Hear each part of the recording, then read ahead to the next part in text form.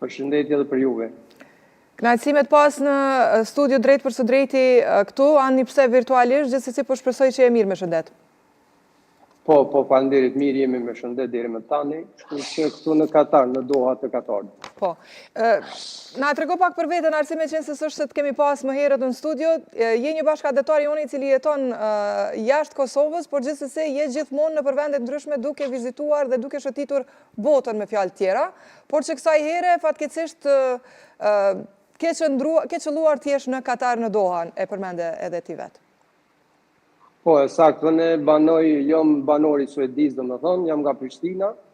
Udhtoj shumë, kam vizituar 57 shtete. Tani këtë kohën e fundit vendosa me vizitu 3 shtete këtu në lindjen e mesme, ku fillova me Kuvajtin, pastaj Bahrainin dhe tash jam në Katar dhe mbeta këtu, për fat të keq. Si e more lajmin që do të mbetesh në një farë mënyrë, apo që je mbyllur? Se kështu po i vje? Të them drejtën, mëngjes, domethënë kur filloi gjitha kjo lufta, mëngjes na erdhi dikun ishte ora 8 apo 9, na erdhi një alarm në telefon, edhe menjëherë mora vesh që domethënë është një sulm kundër Iranit, edhe prej atëherë tani vijnë domethënë alarmet kohë pas kohe edhe sulmet me raketa dhe bombardime. Të tjera. Po sa ditë janë bërë tani që je në Katar?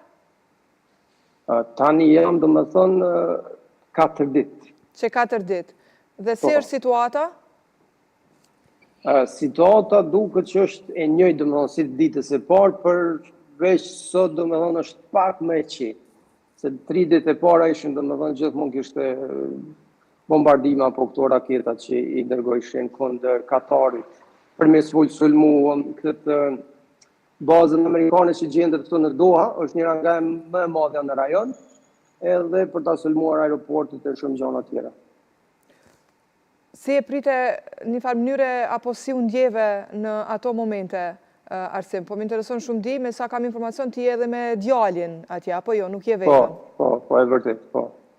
Të them drejtën, informacioni normal ishte si një shok në fillim, domethënë ato alarme që vishin një pas një, po shqyrë zotit jemi mirë edhe nuk është nëjë panik, kështu domethënë humorin e kemi mirë edhe pse është luftë, edhe disponimin po ashtu, që atë bëjmë, jemi këtu tash duhet me pranu realitetin edhe deri vjen koha për të ikur për këturit.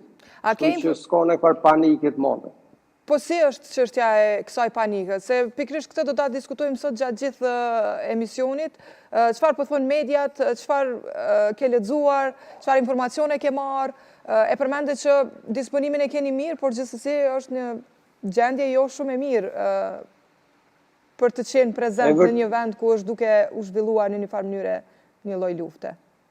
E vërtet është, domethënë, nuk është gjendja mirë si kemi gjithmonë raketat për mikok, domethënë, edhe dukën kur t'i bëjnë ato, domethënë, sulmet kundër njëra tjetrit janë shumë që dukën.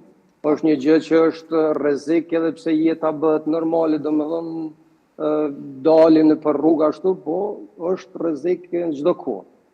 Sa i përket, domethënë, kësajna që është panikës. Unë e vlerësoj shumë shtetin e Katarit, se me vërtet ka punuar, ka bërë një punë shumë të mirë deri më tani.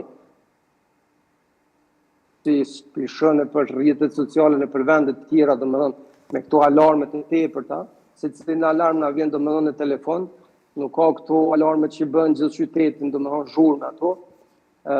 Kështu që deri më tani domethënë nuk ka pas panikë edhe nuk duket panik në për njerëzit që janë rrugës apo diku tjetër.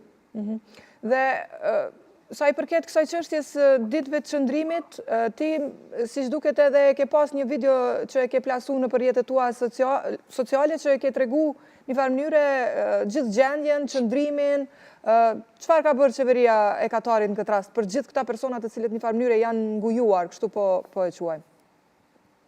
Unë me këto postimet në rrjetet sociale po du me tregu që si është realiteti, as ma pak, as ma shumë.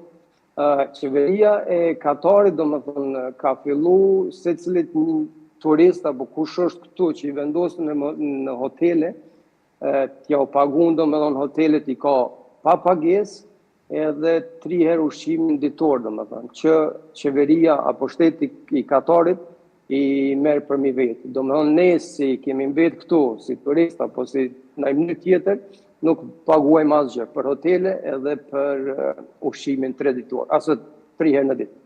Po, ndërsa jeni i lirë për të dalë, për të vazhdu, po themi, qëndrimin? Është interesant që jeta do mënë gjatë ditës, edhe pse këtu është Ramazan edhe nuk ka shumë, do mënë lëvizje edhe pasi që është situata kësaj. Po në disa zona, do mënë ku jam në këtu në qendër të Dohës, është një pjesë që do mënë dalin njerëzit, edhe pse me një numër jo ashtë madh si zakonisht, po ka lëvizje, janë lokalet hapur, janë restoranet hapur, ka turizëm, do mënë ka vendor këtu, që nuk është me fjalë të tjera këtë jeta e paralizuar, po bëhet, sidomos në mbas iftarit, do mënë mas darkës, dalin njerëzit. Po mirë, gjithsesi, a keni marrë ndonjë kontakt, apo mesazh, apo thjesht jeni kontaktuar, qoftë nga shteti suedez, me qenë se e përmendet që jeni, do thot, rezident, po gjithsesi edhe nga shteti jonë, nga Kosova? Dua të theksoj se më së pari, do më thonë, e kam kontaktu ambasadën e Suedisë, pas jam në shtetës atje, dhe të isha të ngarkoj ambasadën e Kosovës. Sem drejtën nga ambasada e Suedisë, është për të ardhur keq, po shumë pak informacion. Dhe du të vlerësoj edhe ta përmend, do më thonë, ambasadën e Kosovës që më ka marrë, do më thonë, pa i kontaktuar ata, kanë marrë në telefon edhe më kanë ofru se cilën ndihmë që kam nevojë. Deri me tani shqyrë zotit s'kam asnjë nevojë për ndihmë, po më kanë marrë dhe marrin çdo ditë telefon që mos kam nevojë për diçka, apo që është për të vlerësuar me të vërtetë ambasada këtu e Kosovës në Katar, edhe i falenderoj shumë për kujdesin edhe për thirrjen që ma kanë bërë.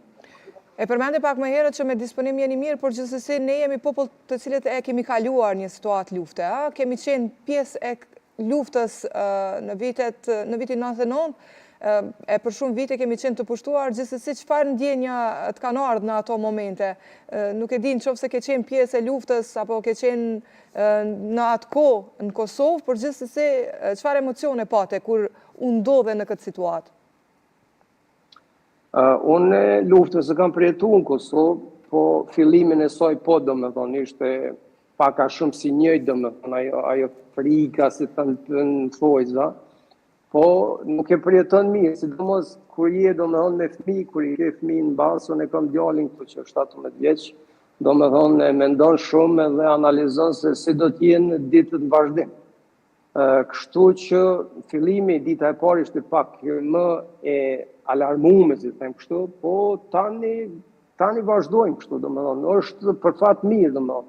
As unë as djali s'kemi panik, jemi një disponim të mirë, domethënë, pse gjendja nuk është e mirë, po jeta vazhdon edhe presin, domethënë që deri kur të nisemi për edhe siç duket do të merr kohë. A ka ndonjë informacion se sa kohë do të marrë, apo ndonjë alternativë që të paktën të gjendeni në ndonjë alternativë tjetër për të udhëtuar?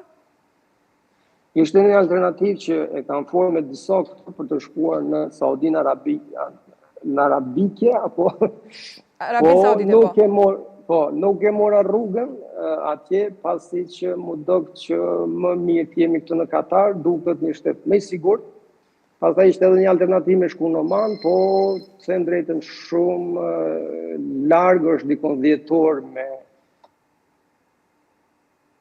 Kështu që vendosëm të rrihemi këtu derisa të bëhet diçka. Nuk ka asnjë shans largohemi tani për tani. Sa do merr nuk e di, po unë besoj që nëse bëhet brenda 1 javë ose 2 javë është e mirë, po mundet të zgjatet edhe më shumë. Po e ke me problem këtë qëndrimin? Si po e merr gjithë këtë situatë në këtë aspekt? Kur nuk e ke një informacion të qartë se sa do të qëndrosh në një shtet në të cilin ndoshta edhe nuk e njeh. Është pak problem, domethënë se kemi edhe punën suedi që kemi, po në përgjithësi domethënë edhe pse dojmë të ikemi sa më shpejt nga këtu, nuk është gjendja mirë, po kur s'ke ç'a bën domethënë duhet pajtohesh me këtë që është edhe ta marrësh si pozitivitet domethënë që jemi këtu, duhet të pranohet. Djali, si është gjendja e djalit? E ka marrë ndoshta me emocione pak më të forta? Për fat mirë edhe ai domethënë është shumë mirë me humor edhe me disponim, kështu që është një gjë e mirë që domethënë edhe vlerësoj edhe prej tina dhe prej meje se është gjendja si është, kështu që është mirë që e kemi marrë kështu, pozitive. Po, patjetër. Gjithsesi, ke marrë shumë mesazhe, po besoj njerëz të cilët kanë shkruar zakonisht në këto momente, në këto situatash, janë njerëzit, janë shoqënia ata që gjithmonë kontaktojnë njëri tjetrin për të pasë si është situata, si është gjendja dhe normalisht për të pasë në çfarë apo me çfarë mund të ndihmojnë në realitet. Ka marrë shumë mesazhe, ju falenderoj pa mas, domethënë për ato mesazhe dhe për kujdesin edhe për ndihmën që ma kanë ofruar. Për fat mirë tani nuk kam nevojë për fare ndihme, kështu që është pozitive që njerëzit domethënë kujdesen për dikën që shohin gjendje që nuk është mirë, që kujdesin për njëri tjetrin. Kështu që faleminderit dhe i falenderoj shumë. Faleminderit shumë Arsen.